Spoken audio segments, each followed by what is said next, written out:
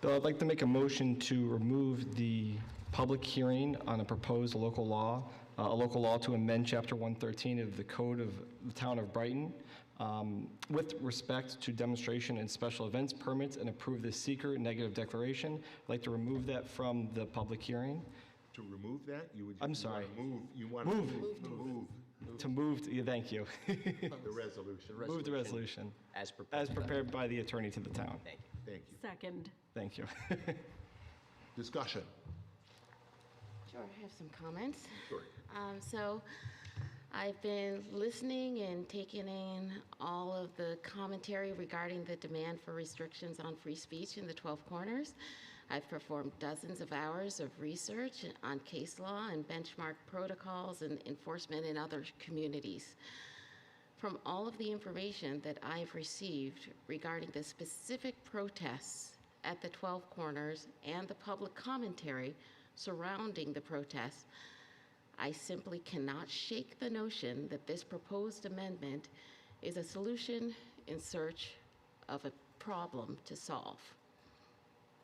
Nothing about this law would have prevented the circumstances that unfolded in the 12 Corners over the course of 3 protests that occurred in February 2024. Nor would the law impact public safety, particularly among school children. Under this proposed code amendment, none of the protests would have required permitting, so there would have been no prior warning. But even the notion that a lack of prior warning is the reason that people are upset and wanting a change to laws governing protests is a falsehood. Because there was prior notification for the protests that unfolded in the 12 Corners, that prior notice was used to organize a campaign of hate, misrepresentation, and othering directed at the protesters. I want to take a moment to set the record straight on the requests that have been made of the town board with regard to addressing time, place, and manner restrictions, because it is disingenuous to disregard the considerable record that has been compiled at this point that demonstrates the motivations and intentions with which supposedly content-neutral restrictions were sought. The tenor of the commentary over the past 4 months highlights that the intention of those demanding restrictions on speech is to create a hermetically sealed, safe space for speech that we agree with, while breeding resentment and alienation towards dissenting voices. The question we are left to ponder as board members is whether the only way to protect protesters from vitriolic voices who want to criminalize legal protest is to silence them. To mix a metaphor, that would seem to be throwing the baby out with the bathwater. Are we, as town board members, succumbing to a campaign of hate meant to silence dissenting voices? Are we, as a community, so completely unable to tolerate differing viewpoints that we need to impose laws to ensure that we do not have to listen to those voices? I can tell you that seeking to silence opposing viewpoints will only breed more resentment and alienation. If we don't allow others to speak, how can we possibly expect them to listen when it's our turn? If anyone doubts that is what we're considering, let me detail a sampling of the litany of comments that have been posed in this forum over the past few months that make it clear. On February 28th, Charlie Wagner said, quote, "We have, in violation of Title IX," and I will digress and say I think he meant Title VI, our school children are being harassed. Now we've got the Middle East in the middle of Winton Road. Do we have Claudine Gay here now? We don't need to have this here in our community, end quote. Beyond mixing up Title IX and Title VI, the reference to Claudine Gay, the Middle East, and not wanting, quote unquote, this in our community clearly indicates anti-Black and anti-Palestinian intent behind the critique of the speech Mr. Wagner wishes to curb. Oded Spindell said, quote, "This situation is about targeting by, quote, non-Brighton residents This is nothing short of an attempt to terrorize our community, in particular our kids. These recent events are anti-Semitic and have no place in our town. We, however, here to say that the recent demonstrations by individuals who are, again, non-Brighton residents targeting Jewish people in our town is an act of anti-Semitism. Again, Mr. Spindell is incorrectly assuming that all protesters who feel a certain way don't live in Brighton and is othering those who are protesting as non-Brightonians. Ari Shokot said, quote, "The town should work with law enforcement authorities to identify bad actors who are violent and who have deployed oppressive tactics in the past," end quote. To Mr. Shokot's commentary is clearly unconstitutionally seeking to target people for their beliefs.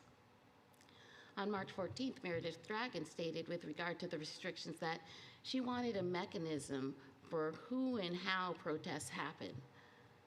The thinly veiled othering and targeting contained in this sentiment was only further explained when she made the ominous and unsubstantiated claim that, quote, "there are forces within this town that want to harm us," end quote. On April 10th, Al Cannell said, "The protests, quote, cannot be good for kids and cause harm," end quote. Dr. Agnes Jonas said, quote, "Protesting truly can be a valuable way of making change, but this way of protesting in front of our children is traumatizing and harmful to them," end quote. Ari Shokot also said the kefias are, quote, "terror scars," end quote, and falsely claimed that Dr. McGowan at BCSD had banned them from campus. He wants the town of Brighton to similarly ban the legal and constitutionally protected activity of wearing cultural regalia. Ben Rosen said, "Why are we letting people from other towns show up and do nothing about it?" I'll let that sink in. Apparently, he would like the days when suburbs or sundown towns to be revised and people who don't look like they belong here, end quote, kicked out. Eli Futterman said, "They have other places they can protest. They have other places they can protest," end quote. On May 8th, Sanjay Hiranandani said, quote, "I personally believe the response might have been different if the targeted groups had been different. If it was African American students being protested by facing threats from the KKK or LGBTQ students from neo-Nazis, the principle should be the same," end quote. Apparently, Mr. Hiranandani is not aware that African American students have faced threats from the KKK in Brighton, and there were anti-BLM protests at the 12 Corners. Yet the town did nothing to amend our codes in response. If we act now, that will definitely send a message that we respond to certain forms of content-based speech differently than others. In all of the cases I've listed, and believe me, this is only some of the egregious, nonetheless free speech that was employed, and these comments do not comprise nearly all of the disturbing and sometimes blatantly racist statements we patiently listen to. The clear intent of the requester is to unconstitutionally curb the content of speech and/or unconstitutionally target the people engaged in the speech.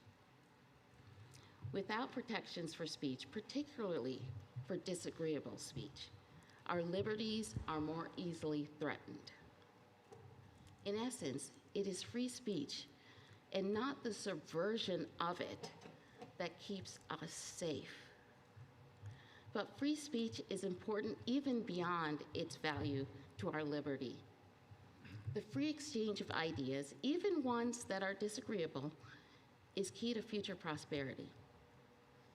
And I don't agree with a lot of what the Hoover Institution says, but Hoover Institution research fellow Ayan Hirsi-Ali explains why. Societies since the Enlightenment have progressed because of their willingness to question sacred cows, to foster critical thinking and rational debate. Societies that blindly respect old hierarchies and established ways of thinking that privilege traditional norms and cower from giving offense have not produced the same intellectual dynamism as Western civilization. Innovation and progress happen precisely in those places where perceived quote unquote offense and quote unquote hurt feelings were not regarded as sufficient to stifle critical thinking. Without the freedom to exchange ideas, we are made less safe and less enriched in every sense of the word. It is not the job of the town board to legislate to pander to people and/or groups. The legislative acts that we take should be clearly intentioned solutions to problems. This amendment to Town Code will not make our community safer. But I think those of us who have always been targeted by law enforcement and civilians alike for disproportionate enforcement and vilification will definitely get the message that we ought not feel safe